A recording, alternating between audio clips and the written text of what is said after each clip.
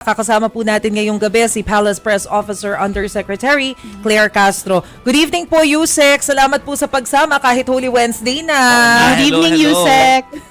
Yes, good evening, Jovi, Maricel, and Chiki. Magandang gabi sa inyo lahat. Alam mo naman, sabi natin, walang bakasyon, hindi usong bakasyon. Totoo. Sa Executive Department, hindi yan uso.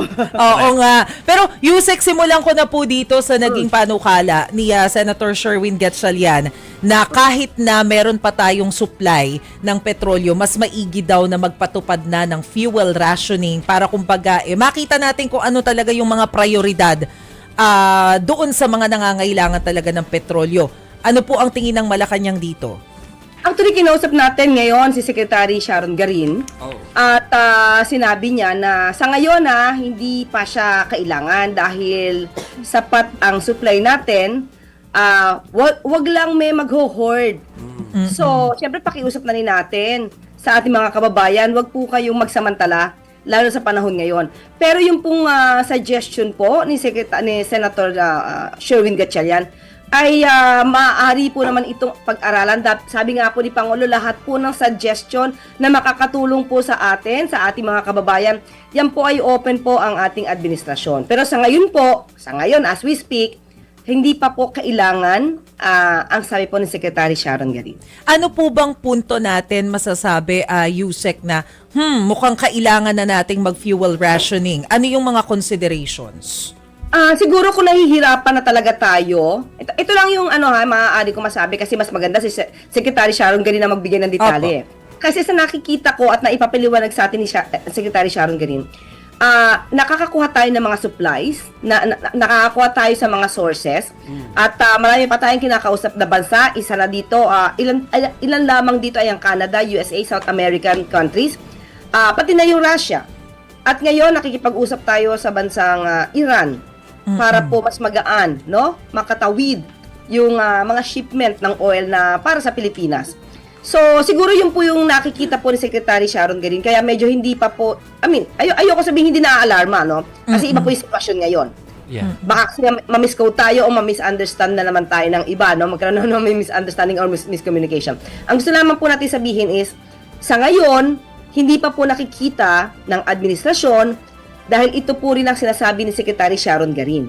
Pero lahat po ng opinion at lahat ng suggestion na makakatulong po sa atin, open po ang administrasyon. Follow up ako doon, Yusek Claire, sabi nyo nga ay isa sa mga efforts sa yung pakipag-usap sa Iran, doon sa ambassador. Ang sabi po ni Foreign Affairs Secretary Tess kanina ay naparating na daw kay Pangulong Bongbong Marcos yung kanilang pakipag-usap. Meron ba kayong update tungkol doon? Kung na-inform na ang Pangulo at kung ano yung naging reaction niya? Yes, opo. Yung ibinigay ko sa inyong report, yung po mismo ang ni-report ni Secretary Sharon Garin at ni Secretary Tess Lazaro sa ating Pangulo. Yung ibinigay ko po sa media. So, naging maganda po ang kanilang naging usapan dahil sabi nga rin po ni Secretary Tess Lazaro ay maganda naman din po ang relasyon natin sa bansang Iran. So, sana po maging positibo lahat yung ating maaaring ihiling sa bansang Iran para po makagaan naman ito sa ating mga kababayan. So yung yung po sinasabi nyo na exceptionally warm and open, ibig po bang sabihin nun ay may commitment coming from Iran na tutulungan tayo? Ganun po ba yun? Okay, ang nakita po kasi ni Secretary Tess ay siguro siyempre alam naman natin pag nakikipag-usap tayo, alam natin kung medyo positibo o negatibo yung dating. So, ang ipinakita sa kanila ay open sa discussion ang bansang Iran at parang bukas yata sila mag-schedule ng meeting with the Minister of Foreign Affairs. So, tignan na lang natin kung ano ang magiging update ni Secretary Tess kung matutuloy yung meeting nila tomorrow. Sana, kasi yung ating kapatid sa Southeast Asia na Thailand, pinapayagan sana pati tayo. Oo nga, damay na tayo doon. Hopefully, hindi magiging concern yung close relation natin sa US, Yusek. Opo, hindi naman kasi po alam naman po nila kung ano po yung kalagayan natin ngayon at ang hinihilang lang naman nila ay ma-deklara tayo as non-hostile country. So, wala naman tayong kinakampihan, pareho naman magandang relasyon natin sa iba't ibang bansa. So, hindi naman po ibig sabihin na pag tayo nakipag-usap sa Iran ay hindi na po magiging maganda ang relasyon natin sa iba pang mga bansa tulad ng US. Hindi na Kanina po, Yusek, no, sinabi po ninyo, nasabi ni Secretary Sharon Garin na sa ngayon, hindi naman ganun ka, Hindi pa alarming, kailangan, pero oo. merong supply, meron naman pagkukuhanan ng supply, ng langis po, pero syempre, mataas pa rin po. Patuloy na tumataas ang presyo ng petrolyo. So, Yusek, kamusta na po yung status ng excise tax request na sana suspindihin? May meeting, di ba, DBCC? Nabigay na po ba yung recommendation? Dami na panawagan para dyan, Yusek, eh. Yes, alam ko nagkaroon sila kanina ng meeting, pero sa akin po ay hindi pa po na ibibigay. Siyempre, unahin po nila yung report kay Pangulo. So, sa akin po ay wala pa po na ibibigay kung ano po ang naging talakayan nila kanina. Pero nagkaroon po ng meeting sila kanina. Pero kailan po kaya lalabas yung kung ano man yung napag-uusapan, Yusek? You think right after Holy Week or even during the Holy Week kasi wala kayong pahinga? Hindi po, kasi kung kanina nag-meeting po, isusunod naman po agad dito sa Pangulo kung natapos na po sila. Sa ngayon po, hindi po ako makakapagbigay talaga ng update dahil ako mismo ay hindi pa po nabibigyan ng anumang informasyon. Yusek, yun lang po sa video message ni PBBM. Sabi po kasi ng Pangulo, naglabas na daw ang DBM ng 20 billion pesos po ba yun? Yung pambili ng additional na fuel supply. Tama ba yung figures ko, Yusek? So kapag ka... 20 billion. Opo. So kailan po natin inaasahan na makukumpleto yung bibilhin, yung aangkatin nating petrolyo gamit itong 20 billion na to? And once na madala po siya dito, kasi di ba kasalukuyan nasa 51 days ba yung ating inventaryo, Yusek? Opo, So yung gaano kahaba pinaka-latest ang po. madadagdag? Ang latest po na naibigay na ulat po ni Secretary Sharon Garin ay 51 days. Okay. Opo. So, Okay, siguro po pag ganyan po na mas detalye patungkol po dyan sa mga pondo at kung paano itong gagamitin, siguro po ibibigay ko na lang po yung tanong kay Secretary Sharon Garin kasi siya po yung mas makakapagbigay ng detalye patungkol po dyan. yes, we understand that, Yusek. Pero hingan ko na rin po kayo ng panig ng Malacanang kasi parang may nabanggit po ang Department of Agriculture naman na isa sa mga malalaki pala talaga nating kliyente pagdating dun sa ating mga export products, particular yung saging, ay Iran. Kaso, hindi nga tayo makadaan dun sa Strait of Hormuz. May nabanggit po kaya sa inyo kung anong plano natin doon? Wala pa rin po ngayon. Pero siguro po kung makakapag-usap po sa Secretary Tess Lazaro at sa Secretary Sharon Garin tomorrow at matutuloy po yung kanilang meeting with the Minister of Foreign Affairs ng Iran, malaman po lahat ng issue na maaari maging benepisyo sa ating bansa at sa ating mga magsasaka ay tatalakay na po yan. Kasi kung yung din po ang magiging dahilan at kumbaga isang similar naman din po yung situation at similar yung maaaring panghugutan ng issue ay maaari po matalakayan. At i-remind ko po, kapag ka po natuloy yung meeting tomorrow ni Secretary Sharon at ni Secretary Tess Lazaro, i-remind ko po sila about that. Ito rin, mangungulit ako ng konti.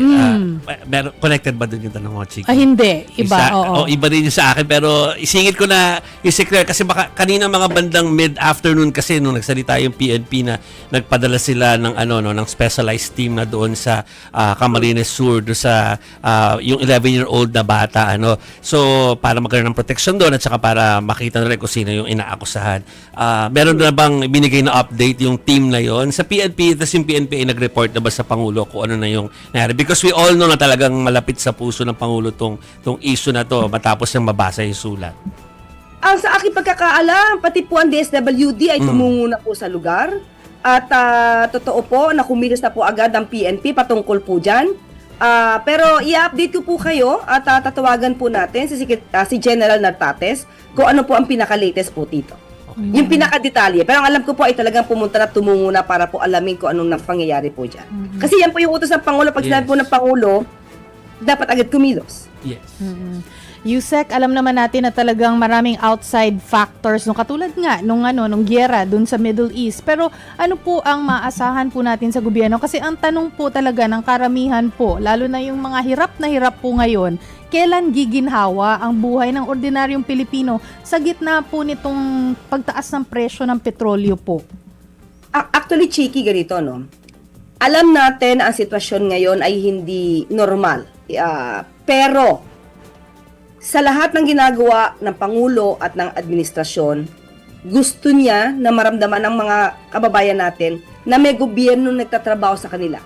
Hindi ito krisis lamang sa kung ano-anong bansa. Ito'y global. Kumbaga, pangkalahatan ang nakakaramdam. At hindi tayo nag-iisa dito na nakakaramdam ng yung impact ng naging krisis or sigalot dito sa Middle East. Pero lahat po ay ginagawa. Nandyan po ang tulong ng DSWD. Nandyan po ang tulong ng DOLE kasi ipapatupad nila po yung tupad. Nandyan din po ang DOTR kung paano makakapagbigay, makakaginhawa sa pamasahe ng ating mga kababayan.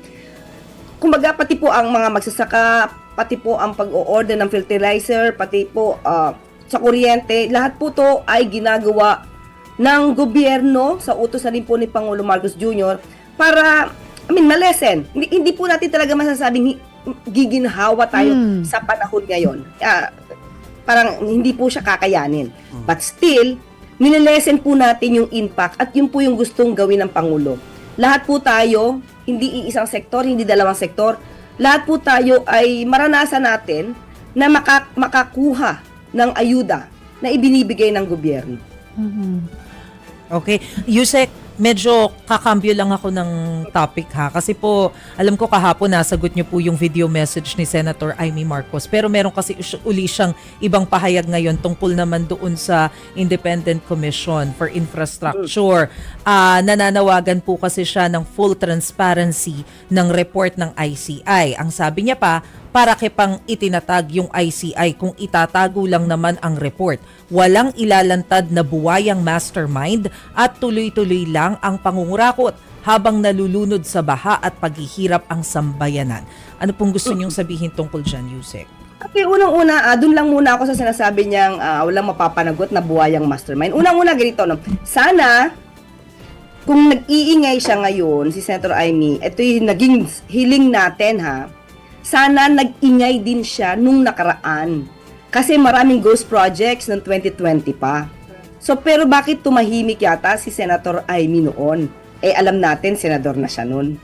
Wait, 2020, parang hindi pa, no? But still, hindi ko alam kung anong position niya at that time. But still, wait lang po, 2020, I don't know kung senador siya or what, kung anong position niya. But still, kailangan niyang mag-ingay. Kasi kung maingay siya ngayon, at alam naman natin kung sino yung pinaparinggan niya, di ba?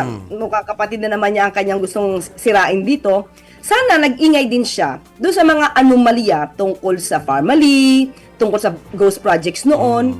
Well, anyway, ganito naman yan. Kung sinasabi niyang merong hindi mapanagot na buwayang mastermind, lumalabas dito, ito Chiki, Mase, and Joby, kapag ikaw ay nagsalita na merong buwayang mastermind, it means merong alam yung isang tao.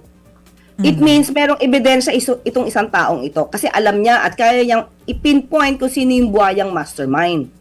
Kung meron na siya na ebidensya at naiinip siya, mas maganda po, lahat po yan ay gawan niya na po ng complaint katulad nung ginawa niyang pag-file ng mabilisang complaint laban dati kila SOJ, kila Secretary John Vic.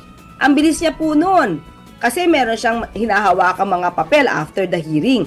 So dito po kung siya nagbibintang ng merong buwayang mastermind at pakiramdam ko dahil nagpipinpoint siya, maganda pong idiretso niya na po agad sa ombudsman or sa DOJ kung ano man po ang magiging jurisdiction niyan. Kasi parang napaka-clear sa kanya na meron na siyang siguradong kaalaman. So, yun po yung, syempre, hamon natin kay Senator Amy. Kung meron po kayong alam, kung sino man po yung buhayang inyong pinaparinggan, i-file nyo na po kasi para po malaman natin kung ano agad ang gagawing aksyon ng Ombudsman at saka ng DOJ. Well, patungkol po sa ICI, yung pagbabagay po nila ng report, hindi po napusakop ito ng Office of the President dahil ang ICI naman po ang siguro ang dapat nang sumagot po kung ano man po ang kanilang obligasyon.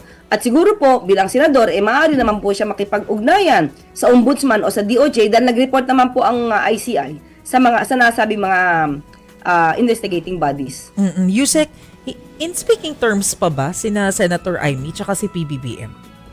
Hindi ko ko po sila nakikita. Actually naman ako, Monday lang hanggang Wednesday, hanggang Friday lang, no? So, kung meron silang mga events or affairs, Mga Sunday hindi lunch. ko po sila nakikita. Yeah. Kasi po, ang si First Lady po at ang unang ginang Imelda Marcos, diba?